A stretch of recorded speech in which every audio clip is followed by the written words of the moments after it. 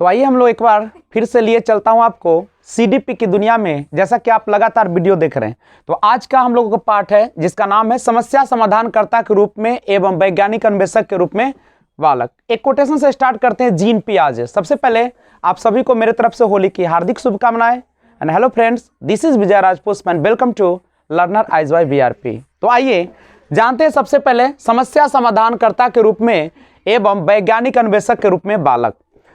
जैसा कि आपको पता होगा कि जीन पियाजे का विचार है कि बच्चे जो होते हैं एक सक्रिय अन्वेषक के रूप में होते हैं, एक सक्रिय खोजकर्ता के रूप में होते हैं। तो वहीं से आप यहां पे देखेंगे कि बालक समस्या समाधानकर्ता के रूप में। जनरली जो बच्चे होते हैं वह प्राकृतिक रूप से एक समस्या समाधानकर्ता होते हैं और इस दुनिया में जो कुछ भी है उसमें अपने इंद्रियों के माध्यम से नए नए खोज करने का प्रयास करते रहते हैं। नहीं, और ये कैसे करते हैं? तो ये करते हैं अपने से बड़ों के मदद से, या अपने कह सकते हैं कि आसपास के वातावरण से, आसपास के लोगों के साथ। नहीं, तो जनरली बच्चे जो होते हैं उनके साथ जो वयस्क जुड़े होते हैं वह उनको क्या करते हैं, आगे बढ़ाते हैं। किसमें? तो वातावरण के साथ मिलकर अपने समस्या को समाधान करने के रूप में। एक चीज समझिएगा, सबसे पहले यहां से एक सवाल आता है कि आखिर रियल में व्हाट इज प्रॉब्लम, या समस्या क्या है? आखिर समस्या है क्या? तो सिंपल सी बात, समस्या जो होती है, जो आपकी बच्चे जो होते हैं तो संतुष्टि के मार्ग में उपस्थित बाधा, यानी जो बच्चे को एक सेटिस्फैक्शन चाहिए था, एक कह सकते हैं कि वह खुद से किसी चीज को हल करने का प्रयास करता है और उसमें अगर उसे संतुष्टि नहीं मिलती है, उसमें जो बाधाएं आती है, जो रुकावट उत्पन्न होती है, उसी को हम लोग क्या कहते हैं? समस्या कहते हैं। यानी समस्या क्या है? तो समस्या वह है जो आपके सामने एक क्या उत्पन्न करती है? बाधा या रुकावट उत्पन्न करती है। कहां पे? संतुष्टि के मार्ग में। जैसे मान लीजिए हम अभी सीडीपी का अध्ययन कर रहे हैं, तो सीडीपी में आपकी समस्या क्या होगा? तो आप किसी भी प्रश्न को जब हल करने के लिए बैठते होंगे या थ्योरी बैठते होंगे पढ़ने के लिए, तो क्या होता है? आपको निर्भर करता है कि आप उससे सेटिस्फाइड हुए या नहीं। अगर नहीं हुए तो कौन सी चीज है जो आपको रुकावट डाल रहा है, और उस पर हम लोग क्या करते हैं? बाधा कर विजय पाने का प्रयास करते हैं। तो संतुष्टि के मार्ग में उपस्थित जो रुकावट होती है, बाधा जो होती है, कठिनाइयां जो होती है, उसी को हम लोग क्या कहते हैं? समस्या। अब समस्या आपके निजी जीवन में आ सकती है, समस्या आपके पारिवारिक या तो सामाजिक जीवन में आ सकती है, या आपके पारिवारिक जीवन में आ सकती है। एक समस्या हो सकता है जो आपका व्यक्तिगत हो सकता है, और दूसरा जो समस्या हो सकता है वो आपके बाह्य हो सकता है। एक समस्या हो सकता है आपकी आनुवंशिकता पर आधारित हो सकती है, और एक आनुवंशिकता को छोड़कर सारे बाधाएं हो सकती। तो समस्या हमारे सामने अनेकों प्रकार से होती है, और कहा भी जाता है स्ट्रगल इज लाइफ। समस्या ही क्या है? हमारे जीवन को क्या करती है? आसान बनाती है। जब तक आपके जीवन में समस्या नहीं आएगी, जब तक आपको संघर्ष नहीं होगा, तब तक आप एक अच्छे मनुष्य नहीं बन सकते। नहीं, अगर आपको आराम की रोटी मिल जाए, बैठे बैठे आपको हर चीज उपलब्ध हो जाए, जो चाहते वो मिल जाए, तो जीने का कोई मकसद नहीं होता है। वो आप जीवन एक मुर्दे के समान हो जाता है। इसीलिए जितनी बड़ी समस्या होगी आपके सामने, उतनी बड़ी आपका क्या होगा? डेवलपमेंट होगा, चाहे वह मानसिक हो, चाहे वह आपका किसी भी प्रकार का हो। तो एक बच्चे को हमेशा उसके सामने क्या करना चाहिए? नए नए समस्या उपस्थित करते रहना चाहिए। क्यों? क्योंकि ताकि बच्चे सक्रिय क्या हो सके? अन्वेषक या खोजकर्ता के रूप में काम करते रहे। ऐसा नहीं है कि आप थ्योरी पढ़ाते जा रहे हैं और बच्चे को किसी प्रकार की समस्या नहीं आती, तो क्या हो जाएगा? बोरिंग फील होगा, व्याख्यान हो जाएगा, बच्चे ऊब जाएगा, बच्चे दूर भागना चाहेगा। इसीलिए बच्चे को समस्या उपस्थित कीजिए, एक ऐसा वातावरण उपस्थित कीजिए ताकि बच्चा खुद उसमें क्या हो जाए? शामिल हो जाए, और उसको अवसर मिले और सक्रिय हो जाए, और वह उस समस्या को दूर करने का खुद प्रयास करे, ताकि उसके सामने ब्रेन स्टॉर्मिंग भी होना शुरू हो जाए। ब्रेन स्टॉर्मिंग क्या है? आपको पता भी होगा कि आपके ब्रेन का जो काम होता है, सोचने का, समझने का, तर्क करने का, वही क्या है? आपका ब्रेन स्टॉर्मिंग है। तो समस्या क्या आपने समझ लिया कि संतुष्टि के मार्ग में उपस्थित बाधा। अब संतुष्टि का मतलब क्या है? यहां पे संतुष्टि का मतलब है आपको तरीका पता होना, किसी भी चीज का तरीका पता होना, आपका जो प्रयास है, नहीं प्रयास है वो भी एक प्रकार का संतुष्टि को ही उत्पन्न करता है या असंतुष्टि को। तो आपका जो तरीका है उसके मार्ग में जो भी उपस्थित बाधा हो रहा है उसी को हम एक संतुष्टि के माध्यम से जान सकते हैं। अब सवाल आता है कि संतुष्टि जो होती है, समस्या उत्पन्न कहां से होती है? तो संतुष्टि उत्पन्न होती है आपकी आवश्यकता से। आवश्यकता से समस्या उत्पन्न होती है। जब तक आपको आवश्यकता नहीं, क्या कोई समस्या है? जैसे अगर आपके लिए, अगर आप सीटेट का बैच नहीं, आप सीटेट का एग्जाम नहीं देते, टीचर का आप कहते कि नौकरी नहीं करना चाहते या सीटेट की दुनिया में नहीं आना चाहते, तो क्या आपके लिए सीडीपी कोई काम का था? बेकार की चीजें थी आपके लिए, नहीं। यानी आपके जो लक्ष्य है, आपकी जो आवश्यकता है, उसको पूरा करने में के लिए हमारे सामने क्या आती रहती है? समस्या। और उस समस्या को हम क्या करते हैं? अपने तरीके से पहले प्रयास करते हैं। देखिए, अच्छे खोजकर्ता वही होते हैं जो पहला अपना प्रयास करते हैं, अंत तक प्रयास करते हैं, और नहीं होने के बाद वो क्या करता है? भरोसे या अपने कह सकते हैं कि आसपास के वातावरण से सीखने का प्रयास करते हैं। अब समस्या का अंत कैसा होगा? अब कैसे, अगर मान लीजिए आपके सामने समस्या आ गई तो इसका अंत कैसे होगा? आप कैसे अंत करेंगे? कोई तो कोई होगा। तो सिंपल सी है, आपकी जो आवश्यकता है, नहीं, आपकी जो आवश्यकता है की संतुष्टि से, अगर आपकी आवश्यकता की क्या हो जाती है? संतुष्टि मिल जाती है, आप उसको तरीका जान जाते हैं, उसको करने के जो मकसद था वो पूरा हो जाता है, तो हम लोग कहते हैं कि क्या हो गया? समस्या हमारा समाधान हो गया। यही ना होगा आपका। अब है, कभी कभी क्या होता है कि आपके सामने समस्या तो रहती है, बहुत सारी समस्या है सबके जिंदगी में। ऐसा नहीं आप सोचते कि मेरे ही जिंदगी में समस्या है, तो भूल जाइए, बहुत सारी समस्या है और हर कोई को समस्या है। नहीं, ऐसा नहीं कि एक बच्चे पढ़ रहे हैं तो उसको समस्या है। क्या जो नौकरी ले ली उसको समस्या नहीं है? जिन्होंने नौकरी ले लिया है, क्या जिन्होंने घर परिवार भी बसा ले उसको भी समस्या? हर किसी को समस्या है। इसका मतलब क्या? आप जिस स्थान पर है, जिस जगह पर है, जिस पोस्ट पर है या जिस दुनिया में है, वही आपकी क्या है? वही आपका अच्छा जीवन है। आप कभी भी अपने इच्छाओं को दबाने का कोशिश न करें, बल्कि इच्छाओं को क्या करें? पूर्ति करें और आगे बढ़ने का प्रयास करें। लेकिन सबसे ऊपर होती है मानवता। कितना भी कुछ कर लीजिएगा, आपके अंदर अगर ह्यूमैनिटी नहीं है, मानवता नहीं है, तो सारा चीज क्या हो जाएगा? तहस नहस हो जाएगा। नहीं, तो ध्यान रखेंगे इस चीज को। तो सबसे पहले समस्या तो आनी चाहिए, लेकिन समस्या आने का मतलब ये नहीं है कि आप विवाद में उलझ जाए, आप किसी से उलझ जाए, आप ऐसी बातें बोले ताकि दूसरे को कष्ट पहुंच जाए। इस तरीके का हमको बर्ताव नहीं करना है। समस्या आएगी, समस्या जाएगी, लेकिन आपको क्या करना है? समस्या समाधान खोजना है, न कि समस्या को बढ़ाना। जैसे मान लीजिए हम परेशान थे पहले ही और आपने आकर कह दिया कि तुम्हारे साथ ठीक हुआ या तुमने वैसा किया इसीलिए ऐसा भोग रहे हो, तो आपको कैसा मिजाज करे? तो समस्या आपने हमें सॉल्व किया, समस्या का समाधान किया कि समस्या को बढ़ा दिया? आपने बढ़ा दी। मैं आपसे इसीलिए आया था आपके पास कि आप मुझे रास्ता बताते, और आपने क्या कर दिया? और मैंने समस्या बढ़ा दिया। तो ऐसे लोगों के पास क्या हम जाना चाहेंगे? कभी नहीं जाना चाहेंगे। नहीं, तो ध्यान रखिएगा, आप एक समस्या समाधानकर्ता के रूप में पेश आए, न कि समस्या बढ़ाने वाले के रूप में। ठीक है, अगर कोई आपसे राय लेता तो हो सके तो राय बताइए, नहीं आता है तो आप छोड़ दे।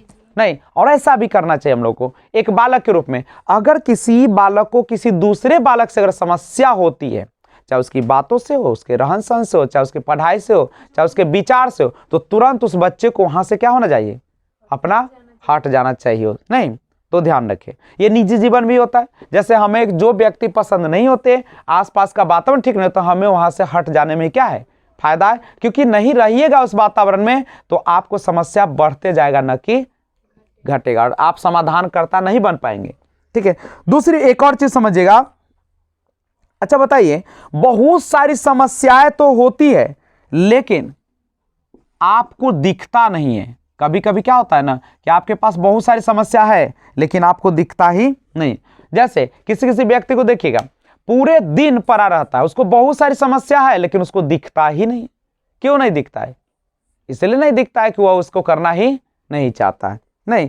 तो इसका जो होता है इसको हम बोलते हैं प्रॉब्लम ब्लाइंडनेस बोलते हैं, समस्या अंधता।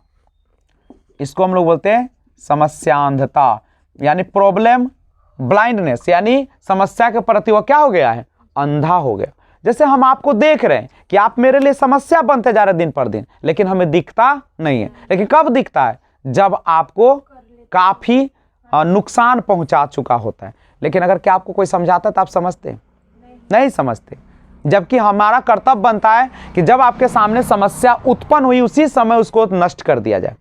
मान लीजिए हमें किसी व्यक्ति के साथ अगर अच्छा नहीं लग रहा है, वो हमको समस्या उत्पन्न कर रहा है, तो हमें क्या करना चाहिए, उस व्यक्ति से दूरी बना लीजिए, बात खत्म है। ना उससे हम बात करेंगे, ना उसके सामने समझने जाएंगे, और ना हमारे पास समस्या होगा। लेकिन हम लोग क्या करते, चलो ठीक है हो जाएगा, अपना ही है ना चैप्टर क्या। तो इसी तरीके से समस्या क्या होती चली जाती है, धीरे धीरे बढ़ती जाती है, और एक दिन ऐसा बढ़ जाता है जो आपके पूरी तरीके से आपके ब्रेन को क्या कर सकती है, डैमेज कर सकती है, क्योंकि वो आपको टेंशन देता है। तो याद रखिएगा, बहुत सारी समस्याओं का न दिखना, समस्या है लेकिन आपने उसको नजरअंदाज किया है, यानी समस्या अंधता उसको हम लोग कहते हैं। दूसरी बात, अच्छा बताइए, अगर आप चाहते कि समस्या अंधता, कलर, एक होता है कलर ब्लाइंडनेस जो कि आपको रंगों के प्रति अंधापन होता है, वर्णांधता, जिसमें हरा और आप लाल नहीं दिखता। लेकिन समस्या अंधता यानी प्रॉब्लम ब्लाइंडनेस जो होता है, आपके सामने समस्या तो रहेगा लेकिन दूर आपको करने का प्रयास नहीं कीजिएगा, अंधे बन जाइएगा नहीं। तो आप अगर समस्यांता को दूर करना चाहते हैं तो क्या कीजिएगा, तो इसके लिए आपको करना पड़ेगा किसी निर्देशक, गाइडलाइनर या कुशल शिक्षक के पास। अब शिक्षक भी कुशल होना चाहिए, अब सभी के पास नहीं। अब ऐसा मत अपना थ्योसिस झाड़ दीजिएगा कि शिक्षक तो शिक्षक होते हैं, अगर सीखने वाला चाहे तो क्यों नहीं सीख सकते, ऐसी बात नहीं है। अगर आपका शिक्षक अच्छा नहीं है, अगर शिक्षक को ज्ञान नहीं है, तो आपको भी अज्ञानी बना देगा। इसलिए अच्छे ऑब्जर्वर बनने के लिए अच्छा उसमें पानी भी होना जरूरी है। क्या हम कीचड़ को ला देंगे तो क्या कोई ऑब्जर्वर अच्छा से वो सोख लेगा, नहीं। इसीलिए दोनों तरीका होना चाहिए। अगर आप अच्छे हैं और टीचर खराब अगर हो गया तो आप भी क्या हो जाएंगे, बेकार हो जाएंगे। यानी हम किसी सभी शिक्षकों से नहीं सीख सकते हैं, और सभी शिक्षकों के सामने हम सफलता भी नहीं हासिल कर सकते। क्यों नहीं कर सकते हैं, क्यों, क्योंकि जिसके पास जो ज्ञान होगा वही तो आपको देगा ना।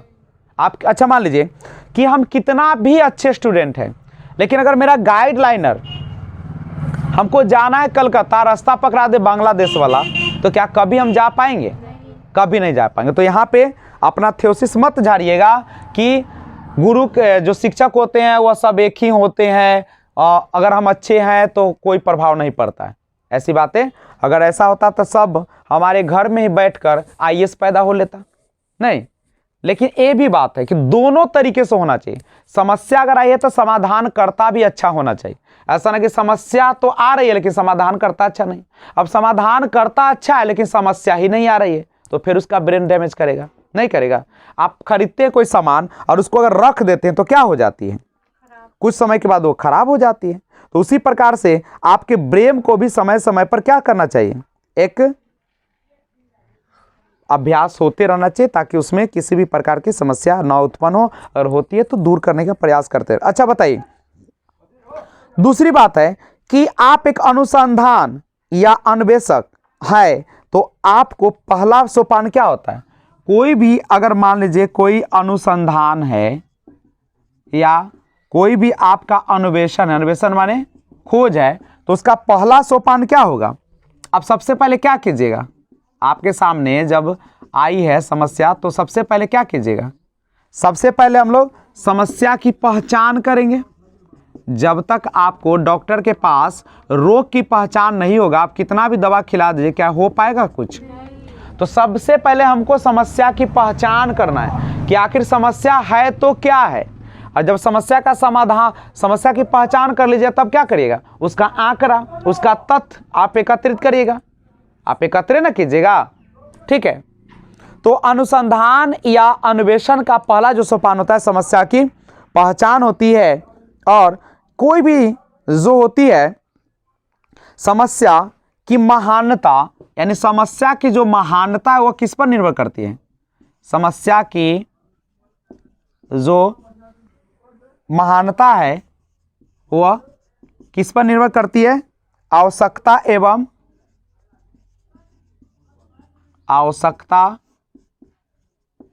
एवं अवरोध की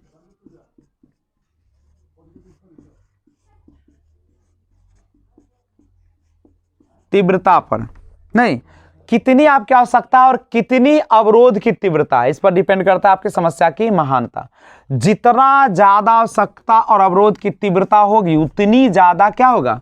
समस्या की पकड़ बनेगी। मान लीजिए आवश्यकता ही नहीं है तो आप क्या उस समस्या पर तीव्र गति अपनाइएगा हल करने का? जो जितना जरूरत होता है उस पर जितना आदमी लगता है ज्यादा। उसके बाद एक चीज और, अच्छा अगर आप चाहते हैं कि बच्चे का जो समस्या है नहीं और उसका समाधान करता बनाना है तो आप क्या कीजिएगा? एक बालक को समस्या समाधान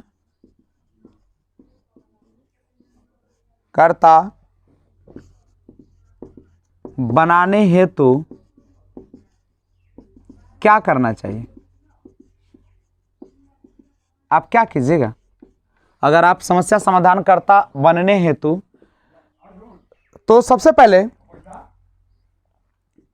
बालक के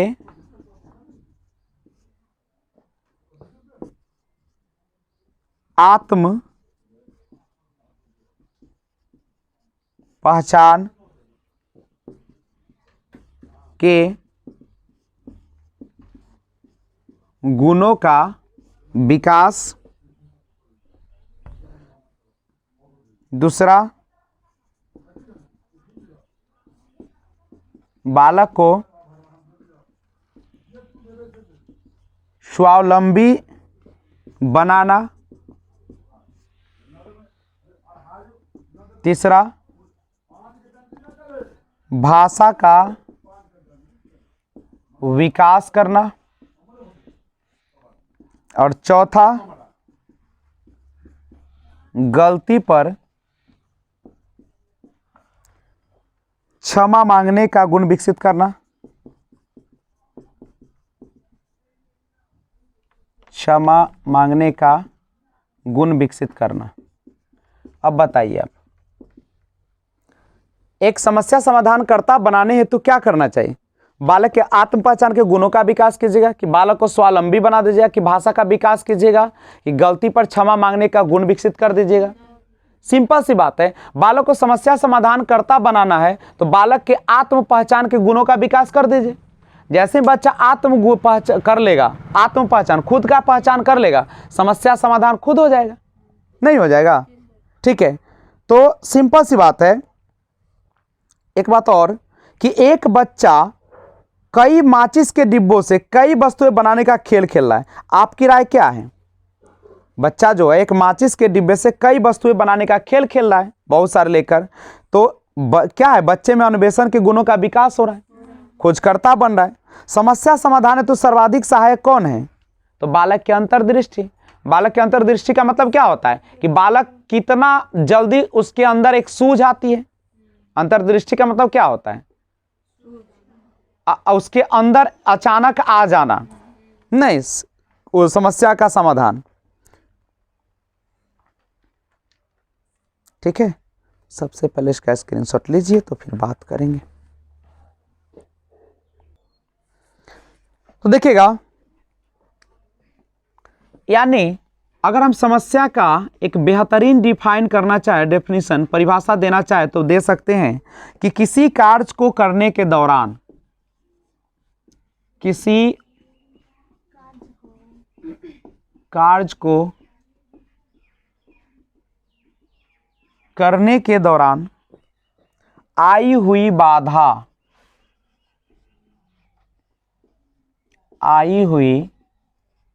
बाधा ही समस्या कहलाती है।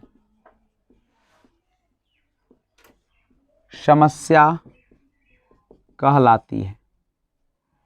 सिंपल सी बात है कि आप कोई कार्य को कर रहे हैं, और इस कार्य करने के दौरान आपके सामने जो भी समस्याएं यानी बाधा उत्पन्न हुआ, नहीं, अब वह बाधा अनेकों प्रकार का हो सकता है। आप कार्य को कर रहे हैं, अब बाधा कोई मनुष्य भी हो सकता है। आप काम कर रहे हैं और बीच बीच में वो बकर बकर कर रहा है, वो भी एक क्या है, एक बाधा है। नहीं, प्लस अगर आप कार्य को करने के लिए तैयार हैं, लेकिन होता क्या है कि कभी कभी वह समस्या जो होती है वह आपको समझ में ही नहीं आती है, नहीं, तो वह जो बाधा है वही हमारी क्या है, समस्या। यानी आप काम को करने के समय जो कुछ भी आप परेशानी महसूस कर रहे हैं, बाधा महसूस कर रहे हैं, वो सारा का सारा ही क्या है, समस्या होती है। नहीं, अब सवाल आता है कि समस्या आखिर होती है तो कितने प्रकार की होती है?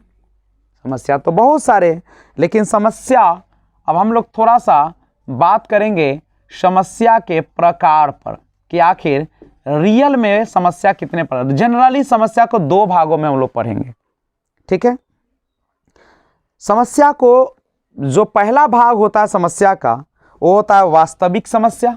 वास्तविक समस्या समझ रहे हैं, जो आपके सामने आपको दिखती है और वह आपको प्रत्यक्ष होती है, रियल प्रॉब्लम है ये। नहीं, जैसे अभी आप सीटेट का एग्जाम दिए तो आपके सामने एक वास्तविक समस्या दिख रही है कि कौन से विषय में क्या है। नहीं, दूसरा होता है काल्पनिक समस्या। काल्पनिक मतलब क्या होता है? काल्पनिक मतलब एक कल्पना, एक इमेजिनेशन, जो आगे के लिए आप सोचते रहते हैं। नहीं, तो एक बात है, अगर कोई भी समस्या है तो ऑफकोर्स है कि उस समस्या में कोई ना कोई संकेत या चिन्ह तो जरूर होगा। समस्या है तो क्या ऐसे ही हो जाएगा? उसमें कुछ तो होगा जो हमें इंडिकेट करेगा ना। तो किसी भी समस्या में, यानी कोई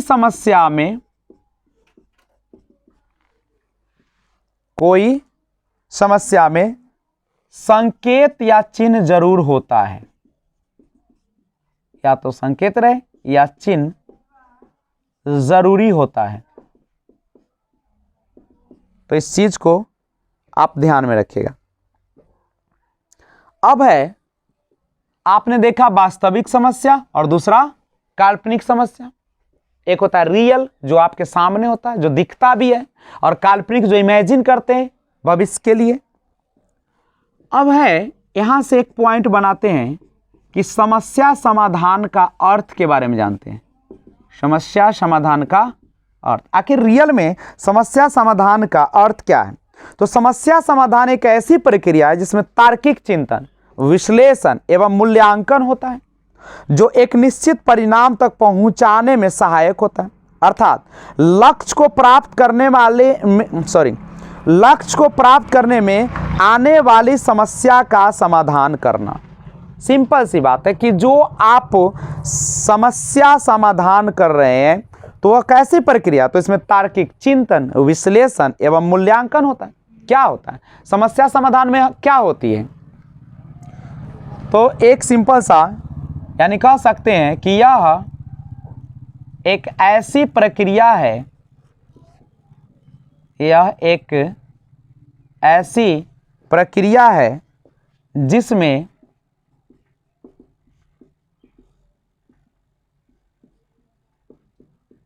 तार्किक चिंतन,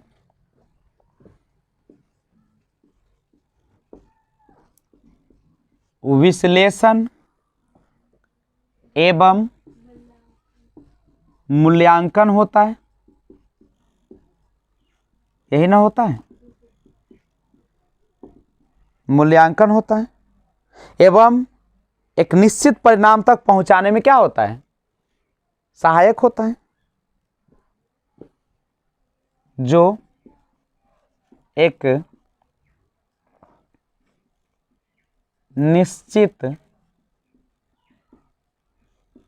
परिणाम तक पहुंचाने में सहायक होता है।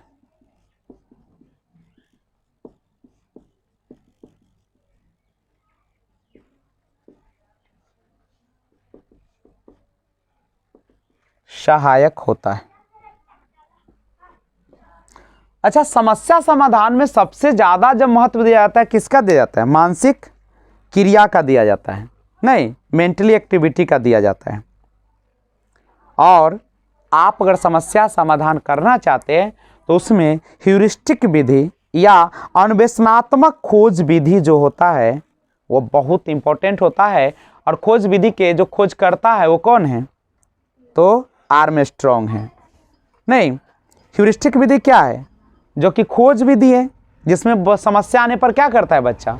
एक समाधान की ओर बढ़ता है। अच्छा, तार्किक चिंतन कैसा होता है? तो तार्किक चिंतन वैसा चिंतन होता है जो समस्या आने पर आता है और समस्या समाधान तक रहता है। समस्या आप जो बोल रहे हैं तार्किक चिंतन, तो तार्किक चिंतन क्या है? तो समस्या आने पर आता है चिंतन और समस्या समाधान हो जाने पर क्या हो जाता है? वह दूर हो जाता है। नहीं, अब एक बात है आगे कि कोई भी समस्या को हल करने की प्रक्रिया जो होती है वह क्या कहलाती है?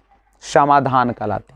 कोई भी समस्या है, आप हल करने की जो प्रक्रिया अपनाते हैं वही हमारा क्या कहलाता है? समाधान कहलाता है। तो अभी आप देख रहे थे समस्या, और अब हम लोग बात करेंगे किसका? समाधान के बारे में। नहीं, तो आइए बात करते हैं समाधान के रूप में।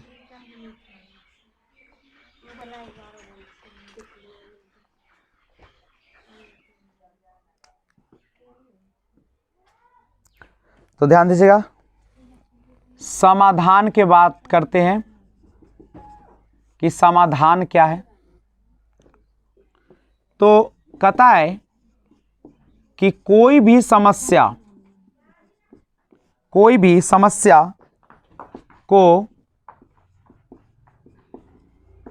हल करने की प्रक्रिया समाधान कहलाती है।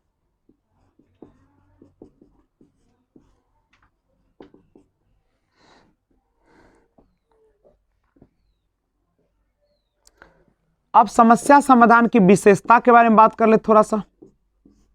समस्या समाधान की विशेषताएं देख लेते हैं क्या है। तो पहला देखिएगा कि शिक्षार्थियों को दी जाने वाली समस्या का शिक्षात्मक मूल्य होना चाहिए। एक शिक्षात्मक मूल्य होना चाहिए तथा जहां तक संभव हो सके समस्या शिक्षार्थियों के वास्तविक जीवन एवं वातावरण से संबंधित होना चाहिए। नहीं, तो ध्यान रखेंगे इसको। विशेषता है कि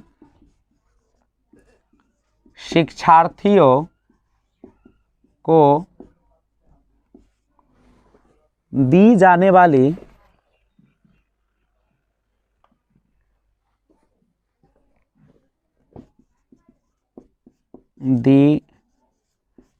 वाली समस्या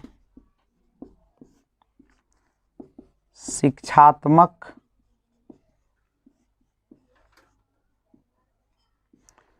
मूल्य होना चाहिए। यानी इसका कुछ न कुछ आपके शिक्षात्मक मूल्य, यानी शिक्षा से उसका वैल्यू होना चाहिए, एजुकेशन से, तथा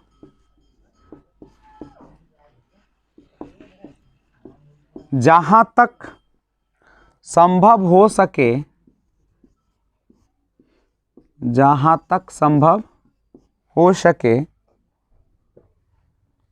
कि समस्या शिक्षार्थियों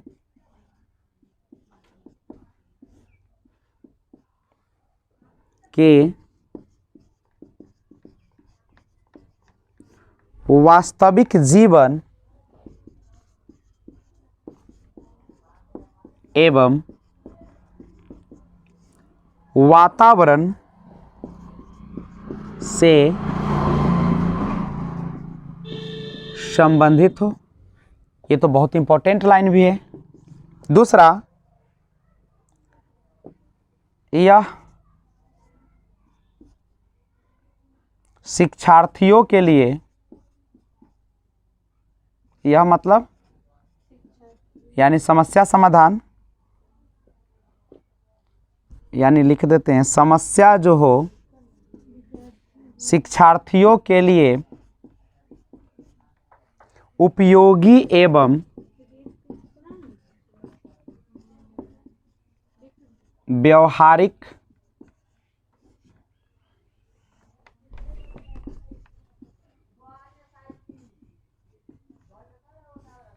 व्यवहारिक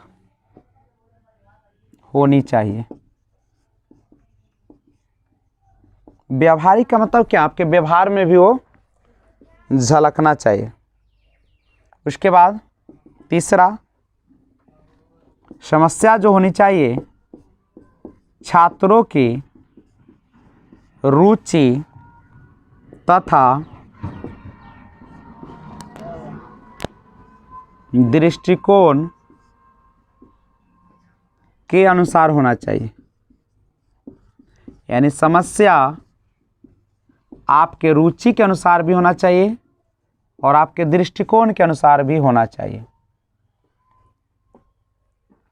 चौथा, समस्या जो होना चाहिए बोरिंग नहीं होना चाहिए, चुनौती पूर्ण होना चाहिए, ताकि बच्चे हमेशा सजग रहे और उसको हल करने में पूरी तरीके से लगा रहे।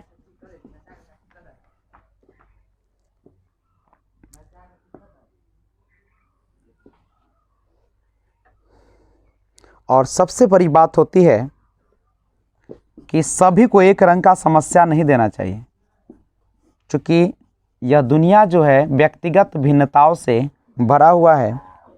तो समस्या आपके व्यक्तिगत विभिन्नताओं पर आधारित होना चाहिए, आधारित होना चाहिए। तो पहले स्क्रीनशॉट लीजिए तो फिर हम बात करते हैं। तो आइए ध्यान दीजिएगा, समस्या समाधान की विधियां। देखिए कोई भी समस्या आती है तो उसका समाधान जरूर होता है, नहीं? यानी जब भी कोई बाधा आती है तो उसको बाधा को दूर करने का तरीका भी होता है। तो हम लोग बात करते हैं कि समस्या अगर आपके सामने आ रही है तो समस्या समाधान कैसे की जाए, नहीं? तो ध्यान दीजिएगा, हम लोग बात करेंगे समस्या समाधान की विधियां के बारे में। गौर कीजिएगा। तो आइए, समस्या समाधान की विधियां कौन है? तो सबसे पहले प्रयास एवं या प्रयास या त्रुटि विधि कौन दिया था, पता है आपको? प्रयास या त्रुटि विधि जो है, जो दिए थे हमारे थॉर्नडाइक ने, और कौन से जानवर पर प्रयोग किया था ये पता है? तो बिल्ली पर ये प्रयोग किए थे। बिल्ली को क्या किए थे? एक केबिन में डाल दिए थे, एक जालीदार केबिन में, और उसमें एक लीवर लगा हुआ था, नहीं?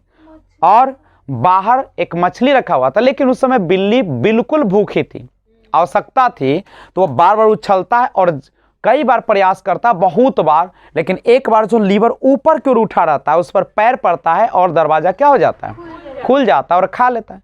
तो वैसा ही रखा रहता है। दूसरा बार देखा जाता है तो उससे कम प्रयास में, तीसरा बार और कम प्रयास, और बार बार जब किया जाता है तब क्या हो जाती है? वह प्रयास की मात्रा कम हो जाता है और वह एक ऐसा समय आता है जब त्रुटि शायद लगभग क्या हो जाती है? समाप्त हो जाती है और एक बार में ही खोल लेता है। यानी कहने का अर्थ है कि समस्या समाधान की विधि में प्रयास और त्रुटि विधि बहुत इंपॉर्टेंट है। क्यों? क्योंकि जो समस्या आपके पास आती है उस समस्या को अगर हम बार बार हल करना चाहते हैं और करते हैं, प्रयास करते हैं, तो लास्ट में क्या हो जाता है? वो समस्या आपके लिए बिल्कुल आम बन जाती है और त्रुटि होना बिल्कुल क्या हो जाता है? बंद हो जाता है। और दूसरा जो है समस्या समाधान करने का विधि, जिसे हम सूझ विधि, नहीं, या हम लोग इसी को अंतर्दृष्टि विधि कहते हैं। तो अंतर्दृष्टि विधि कौन दिया था? तो अंतर यानी गेस्टाल्टवादी, अंतर्दृष्टि का सिद्धांत जो दिया कौन दिया था? गेस्टाल्टवादी। और जिसमें सब कोहलबर्ग का नाम आता है, क्या कोहलबर्ग ना, कोहलबर्ग तो नैतिकता की बात करते हैं। तो सूझ विधि अंतर्दृष्टि विधि जो होता है जिसे देने का काम किया कौन सा? कोहलर। इन्होंने भी याद है कौन से जानवर पर ये प्रयोग किए थे?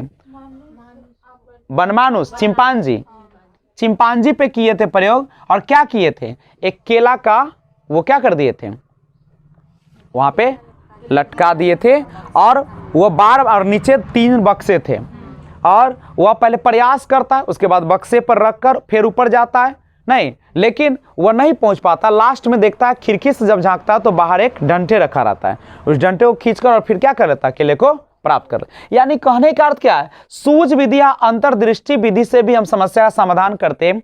मतलब कि जब आप किसी भी समस्या आपके सामने आती है और आप लगे रहते हैं तो अचानक जो आपके सामने एक क्या जाती है? हल आ जाती है, सूझ आ जाती है, दृष्टिकोण आ जाती है, वही आपका सूझ विधि अंतर्दृष्टि विधि कहलाता है। नहीं, और अच्छा देखिएगा बहुत सारे ऐसे आविष्कार हुए जो अचानक ही हो गए हैं। नहीं, हम लोग भी जब समस्या को हल करते रहते दिन भर कुछ होता नहीं है, और एक समय ऐसा था जब अचानक से आपके दिमाग में क्या आ जाती है? वो आइडिया आ जाती है। यानी अंतर्दृष्टि का सिद्धांत या सूझ का सिद्धांत कहता है कि जब आपकी समस्या का समाधान में आप लगे रहते तो अचानक आपको क्या हो जाती है? एक समाधान मौजूद हो जाता है। एक है अनसीखी विधि। अनसीखी विधि समझते हैं? आप मान लीजिए कोई समस्या आई, उसको आप कर रहे, आपने क्या कर रहा? आप कुछ किए नहीं थे, अनसीखे, आप सीख नहीं रहे थे, लेकिन आपने क्या कर लिया? कुछ। देखिए, न सीखना भी एक अधिगम है, समस्या को न हल करना भी क्या है? एक हल करने का तरीका है जरूर। नहीं तो अनसीखी विधि है। और चौथा जो होता है जिसको हम बोलते हैं वैज्ञानिक विधि। वैज्ञानिक विधि कहिए या इसी को एक और नाम से जानते हैं तार्किक विधि के नाम से जानते हैं। तार्किक विधि समझते हैं? कभी कभी क्या करते हैं, किसी भी चीज पर आप लॉजिक लगाते हैं, किसी भी चीज पर आप तर्क करते हैं, वाद विवाद करते हैं और आपका समस्या क्या हो जाता है? हल हो जाता है। नहीं तो ध्यान रखिएगा इस चीज को। तो एक बात समझिएगा, जो हमारे स्किनर महोदय है, याद रखें बहू, स्किनर जो है उसको देखिएगा, स्किनर के अनुसार समस्या समाधान की वैज्ञानिक विधि में 6 सोपानों का अनुसरण किया जाता है। याद रखिएगा इस चीज को कि जो हमारे स्किनर महोदय है, ठीक है, स्किनर के अनुसार जो हमारी क्या होती है? समस्या समाधान होती है। समस्या समाधान की कौन सी विधि की बात करते हैं हम लोग? वैज्ञानिक विधि की बात करते हैं। तो वैज्ञानिक विधि जो होती है, हाँ हेलो, तो ध्यान दीजिएगा, ये कहता है कि विधि जो होता है 6 सोपानों का अनुसरण करती है। 6 सोपानों का अनुसरण करती है। आइए देखते हैं कौन कौन से वो 6 सोपान है जिसका अनुसरण करती है।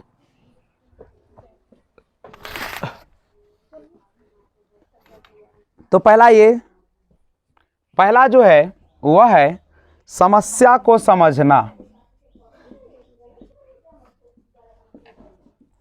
समस्या को समझना। पहला कौन है? समस्या को समझना। और दूसरा है जानकारी का संग्रह। जानकारी का संग्रह। और तीसरा जो है वह होता है संभावित समाधानों का निर्माण।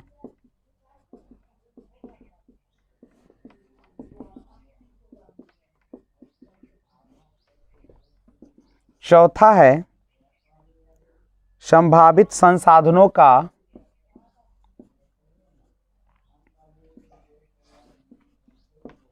संभावित संसाधनों का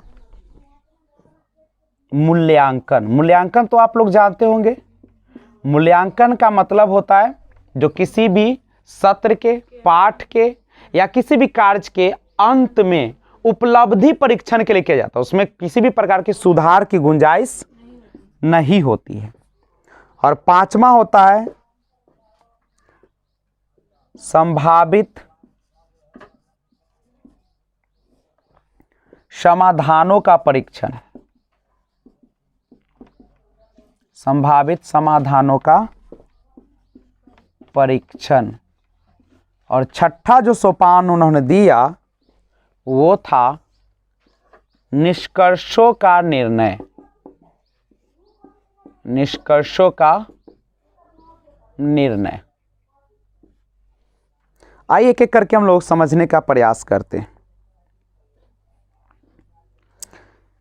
पहला है कि यानी स्किनर के अनुसार समस्या समाधान की वैज्ञानिक विधि जो है 6 सोपानों का अनुसरण करती है।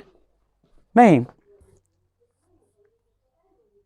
जिसमें पहला जो है वह है समस्या को समझना। अब समस्या को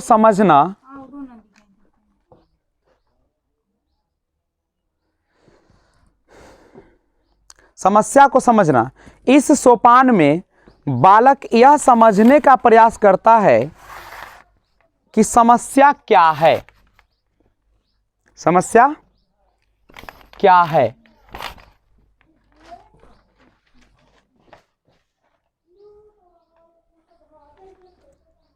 उसमें समाधान में क्या कठिनाइयां हैं या हो सकती है और उनका समाधान किस प्रकार से किया जा सकता है। यानी समस्या को समझना में हम लोग क्या करते हैं, या प्रयास करते क्या कि समस्या है क्या और समाधान में क्या कठिनाई है या क्या हो सकती है और उनका समाधान किस प्रकार से किया जा सकता है। जानकारी का संग्रह दूसरा पॉइंट है।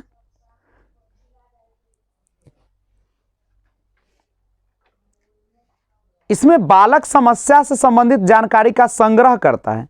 जैसे हो सकता है कि उससे पहले कोई और बालक उस समस्या को हल कर चुका हो। तीसरा, संभावित समाधानों का निर्णय।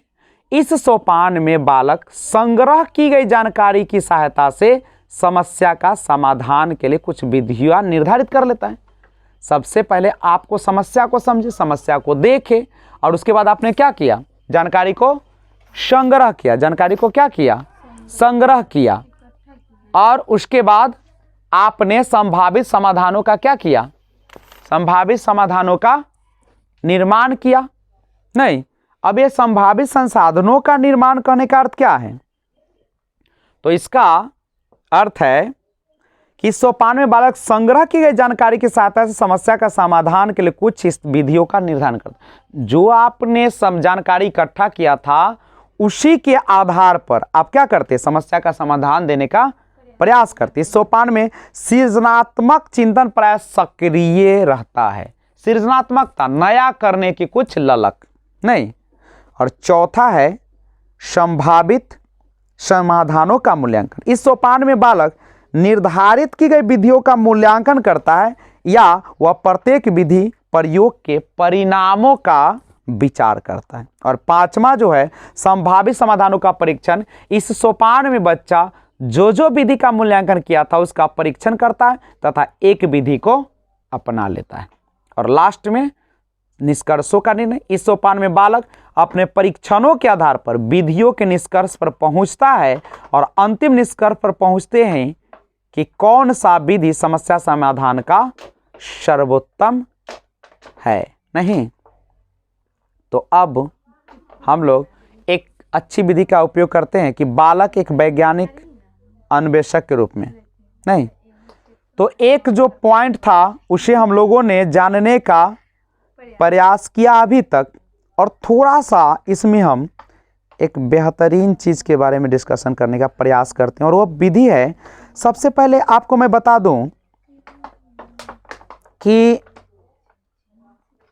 जेपी जो गिलफर्ड है, नहीं, जिन्होंने अपसारी चिंतन की और अपसारी चिंतन की बात किए थे, लेकिन उस तो अब हम लोग एक चीज़ और करते हैं।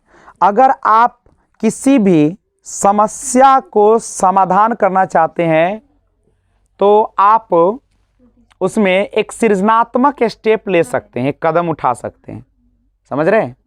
सबसे पहले आप स्टेप जो लेंगे प्रिपरेशन का लेंगे, इंक्यूबेशन का लेंगे, इल्यूमिनेशन का लेंगे और वेरिफिकेशन का लेंगे। ये क्या है थोड़ा सा समझिएगा। आप एक जो थे ग्राहम वाल्स थे, थोड़ा सा इसको मैं स्क्रीन पर हटाने का प्रयास करूं, अगर स्क्रीनशॉट ले लिए होंगे तो थोड़ा सा समस्या समाधान के कुछ क्रिएटिव स्टेप्स के बारे में जानने का प्रयास करते हैं। रचनात्मक स्टेप कौन कौन से लिए जा सकते हैं एक बच्चे में। तो सबसे पहले मैं आपको बता दूं, एक सृजनात्मक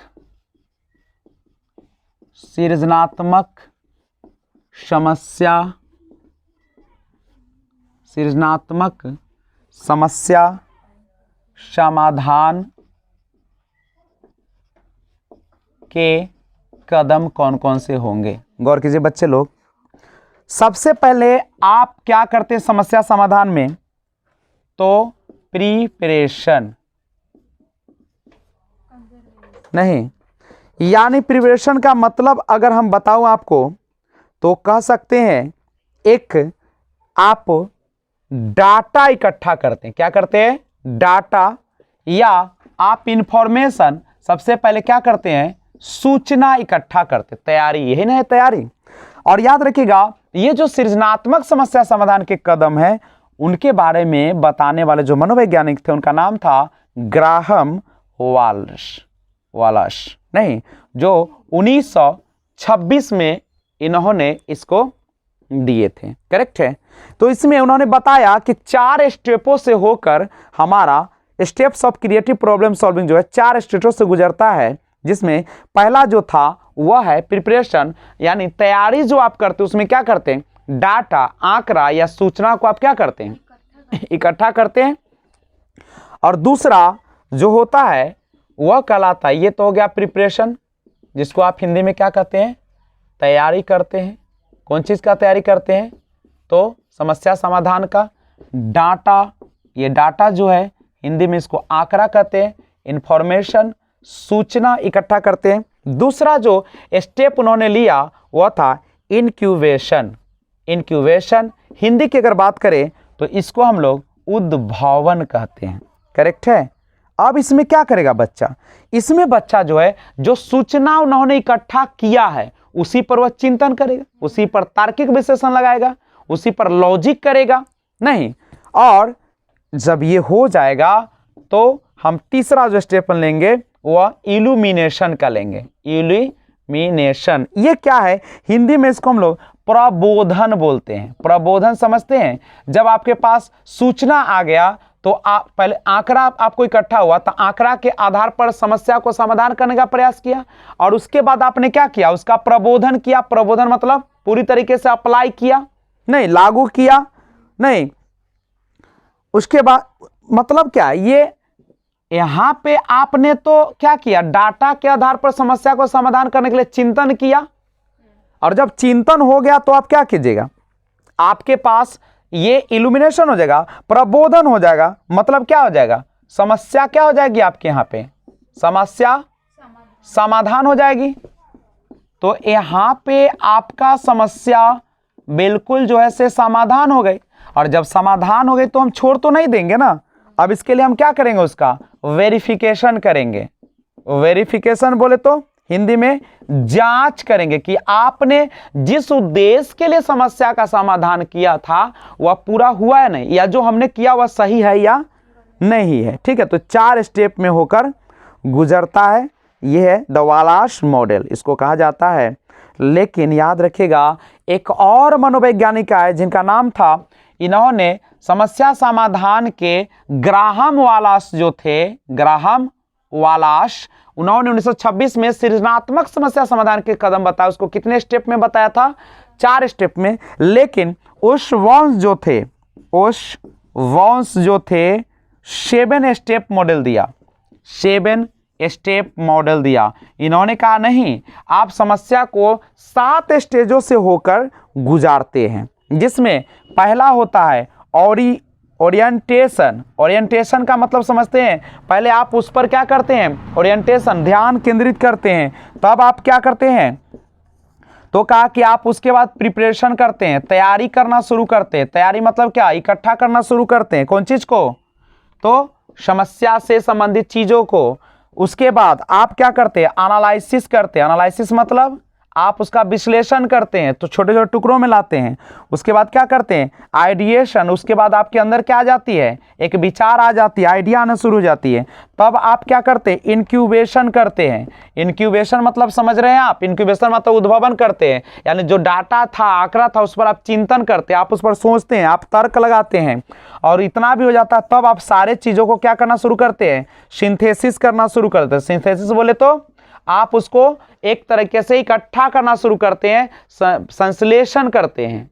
क्या करते हैं, संश्लेषण करते हैं, और उसके बाद लास्ट में आप उसका क्या कर लेते हैं, इवैल्यूएशन कर लेते हैं, मूल्यांकन कर लेते हैं। लेकिन ये मैं नहीं बोल रहा हूं, ये कौन बोल रहा है, ये आवाज मेरी है, लेकिन विचार जो है ये किनका है, ऑसबॉर्न जो है उन्हीं का है। तो ऑसबॉर्न महोदय ने हमारे 7 स्टेप्स दिए थे, कौन चीज का, समस्या समाधान के। लेकिन यह उतना इंपॉर्टेंट नहीं है, ज्यादा क्वेश्चन किससे आ जाते हैं, इसी से आते हैं, करेक्ट है। तो ऊपर वाला जो है काफी आपके जीवन के लिए महत्वपूर्ण है। तो मैं आशा करता हूं कि आपको वीडियो अच्छा ही नहीं सबसे अच्छा लग रहा है। तो देर किस बात की, हेलो सुनिए थोड़ा सा, केवल पढ़वे मत कीजिए, आप लिंक को भी शेयर करते रहिए, नहीं, ताकि आपका परिवार दिन दुगनी रात चौगनी की रफ्तार से बढ़े। नहीं अगर तो फिर से मैं आपसे विदा तो अभी नहीं लूंगा, क्योंकि इसमें एक और चैप्टर आपको पढ़ना है अभी, जिसका नाम है बालक एक वैज्ञानिक अन्वेषक के रूप में। लेकिन तब तक पानी उनी पी लीजिए, थोड़ा सा रेस्ट कीजिए, लंबी सांस लीजिए, चैप्टर शुरू करते हैं।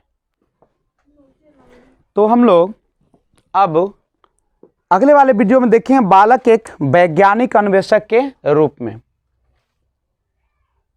अगर वीडियो अच्छा लगा तो लाइक शेयर कर दीजिएगा, और लिंक को ज़्यादा से ज़्यादा शेयर कीजिए, और सब्सक्राइब करके बेल आइकन को ऑल पे प्रेस कीजिएगा, जिससे जब भी मैं वीडियो अपलोड करूं सबसे पहले आपको नोटिफिकेशन मिले। और ध्यान दीजिएगा एक बात को जाते जाते, हेलो ध्यान दीजिएगा, एक उत्साहवर्धक है कि खौफ तो आवारा कुत्ते भी मचाते हैं, खौफ तो आवारा कुत्ते भी मचाते हैं, पर दहशत हमेशा शेर की ही रहती है। तो इन्हीं लफ्ज़ों के साथ मैं आपसे विदा लेता हूं, और वीडियो अच्छा लगा है तो ज़रूर लिंक शेयर कीजिएगा। Thanks for watching, keep watching. जय हिंद, जय भारत।